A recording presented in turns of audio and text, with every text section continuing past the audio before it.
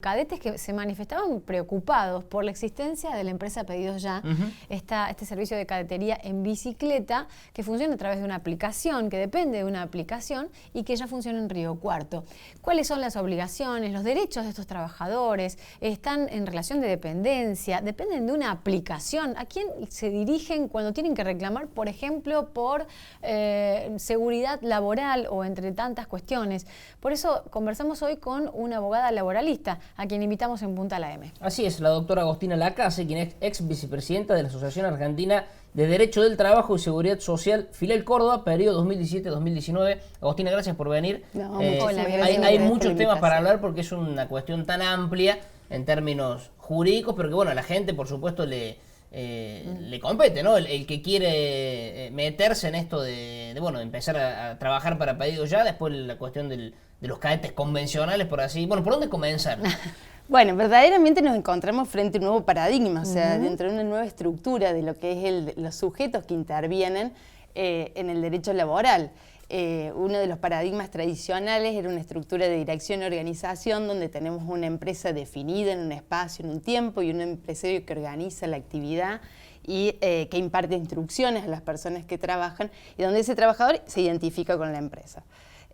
Actualmente este nuevo paradigma que está dado por inclusive por cómo se presentan estas plataformas virtuales que se llaman, establece a los trabajadores como una especie de colaboradores con esta empresa y verdaderamente nos encontramos con empresas que son plataformas detrás de una pantalla que no tienen un espacio ni un tiempo, pero lo que no significa que no exista una relación de trabajo, ¿no? Es una persona que actúa, que presta un trabajo a favor a través de esta aplicación, en donde se presenta, tiene que cumplir ciertos requisitos, se le da una capacitación, tiene inclusive una vestimenta, que vemos que las calles de Río Cuarto se empiezan a poblar de las bicicletas. Las cajas rojas, aparte, las claro. cajas rojas. Les dan campera, les dan gorra y las cajas. Sí. Las cajas.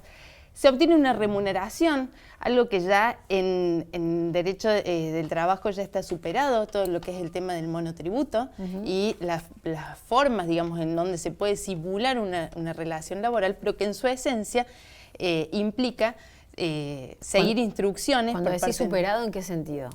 Superado en el sentido de que no necesariamente cuando hablamos de que una persona da un monotributo, estamos hablando de una persona independiente. Eso ya está superado y es una simulación que implica un fraude laboral, que está legislado en la normativa vigente.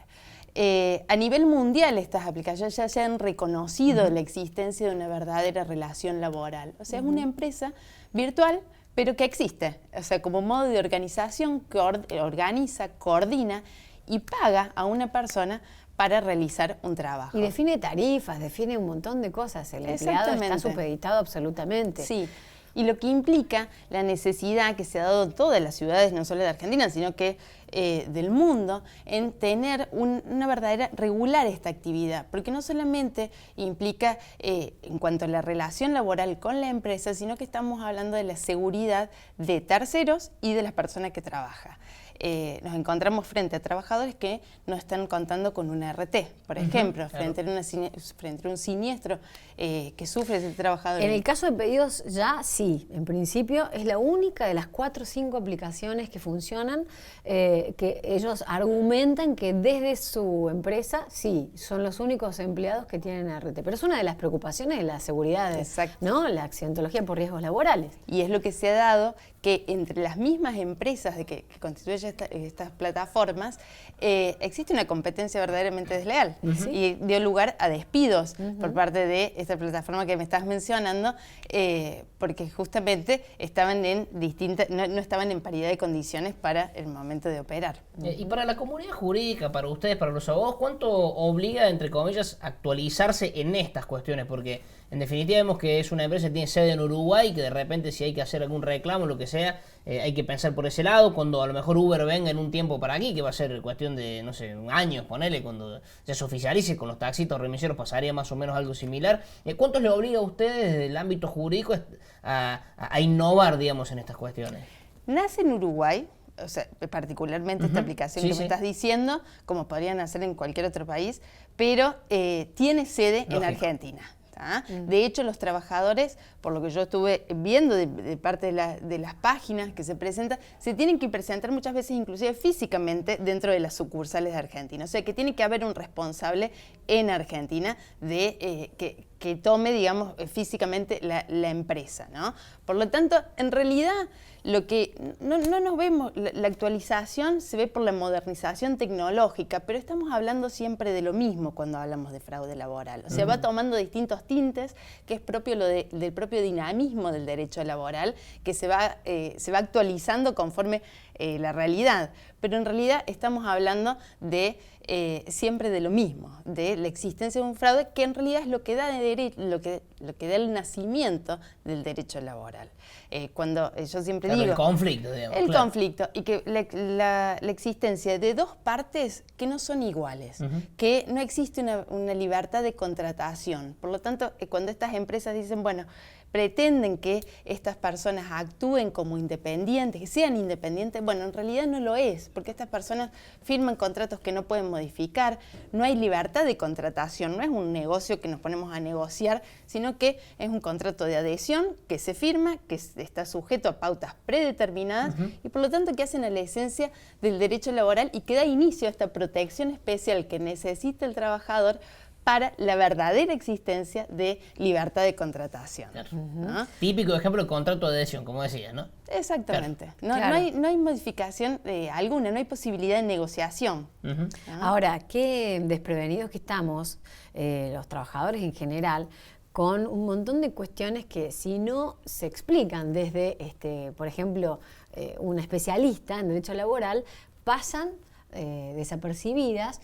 Y fundamentalmente siempre es el trabajador el que está, digamos, en desventaja. Porque no conoce la legislación, lo que corresponde, sus derechos laborales, no se conoce. El trabajador y las empresas que usan también este tipo de aplicaciones. ¿Por qué? Porque en el caso en casos específicos donde este trabajador habitualmente preste los servicios para determinada empresa, utilizando como intermediario esta plataforma, también esa empresa puede resultar responsable. Y eso es lo grave, digamos, que también no solamente el trabajador es el que puede llegar a estar desinformado, sino que también la usuaria que le venden, la empresa usuaria que le plantean como una exención absoluta de la responsabilidad frente a la utilización de este servicio, realmente no es así, ¿no? Entonces, puede llegar a existir, si se dan ciertas características de lo que es la responsabilidad solidaria, puede llegar a existir responsabilidad por parte de las empresas. ¿Cuál sería la responsabilidad, por ejemplo, en estos casos compartida o no? En el caso de estas que funcionan, que dependen de una aplicación, de una plataforma digital, ¿no? No, en este caso se aplica la responsabilidad solidaria en general, establecida por el artículo 30 de la Ley de Contrato de Trabajo, en cuanto al cumplimiento de las obligaciones laborales. Y en el caso más grave, es en el caso de un accidente laboral que sufre, al cual la persona que trabaja, que realiza esta actividad, está en permanente riesgo, dado que está en una bicicleta, en una moto. Se expone, claro. Está expuesta permanentemente. Entonces, en ese caso, sí podría, frente al incumplimiento de normativas laborales, podría ser responsable, siempre que se dé la habitualidad en la actividad, ¿no? Por parte de esta persona. El mundo hoy del derecho laboral, al menos en la Argentina, creo que vive en vilo con esto de la reforma, o presunta reforma, proyecto, borrador, lo que sea. Te quiero preguntar, porque es un tema tan amplio, se puede hablar, no sé, debatir horas y horas, pero para bajarlo al lenguaje más llano, al lego, el que no conoce absolutamente y que por ahí el tipo ve las noticias y como hay un tinte político imposible de sacarlo, bueno, empieza a sacar conclusiones, pero no entiende en definitiva qué es lo que está pasando, qué le puede pasar a él como trabajador, cuáles serían los, no sé, apenas algunos puntos de este borrado de reforma laboral que la gente tiene que saber. En realidad, cuando se plantean varios proyectos de la reforma laboral, particularmente yo considero que en la actualidad se pretende culpabilizar al trabajador de la situación económica, ¿no? Que no es más que la consecuencia de la lucha permanente que ha tenido justamente esto que te decía, que le da inicio a este derecho del trabajo. La reforma laboral implica muchos aspectos, ¿no? Hay derechos que nos tenemos que sentar a hablar por parte de los trabajadores, ¿tá? Hay una carga impositiva excesiva que soportan las empresas, que no necesariamente implica el costo laboral que se denomina, y tener en claro que cuando hablamos de costo laboral, estamos hablando de la protección a la persona que trabaja, ¿no? Estamos hablando de todo lo que es la protección a la seguridad social, estamos hablando de la protección a la salud del trabajador. Entonces, la frase esta que se implementa de costo laboral, yo particularmente la repudio, ¿no? Siempre que se habla de derecho del trabajo, se está hablando de la protección a la dignidad de la persona que trabaja. Y desde ese ámbito es que se tiene que analizar cualquier proceso de reforma. No necesariamente todo progreso debe ir acompañado de una reforma, o sea, de todo progreso económico tiene que ir acompañado del progreso humano de la persona que trabaja. Entonces, desde ese punto, cuando se habla de distintos matices de sacar derechos a los trabajadores, derechos que están adquiridos y que inclusive en muchos casos son constitucionales, o sea que cualquier normativa en contra del conocido artículo 14 bis de la Constitución Nacional no tendría, a la larga no tendría vigencia. Creo que es necesario empezar a trabajar sobre una reforma a largo plazo, no a corto plazo, pensada en estos tiempos de crisis, sino que si vamos a hablar de reforma, hablemos de una reforma a largo plazo, en donde se le reconozcan a los trabajadores todos los derechos que le corresponden, inclusive aquellos que están establecidos por la Constitución que no están reglamentados actualmente. Recientemente en el diario justamente se publicó una opinión en cuanto a la participación de las ganancias de las empresas y la necesidad de las mismas empresas de que empecemos a hablar, bueno, de todas las cargas impositivas que tienen, que no solamente recaen en el trabajador. Hay como un cambio de paradigma en el derecho al trabajo del mundo, porque Brasil iba por un camino similar, a Francia le pasó algo parecido y protestas, como que la OIT toma nota de lo que pasa en el mundo de esto.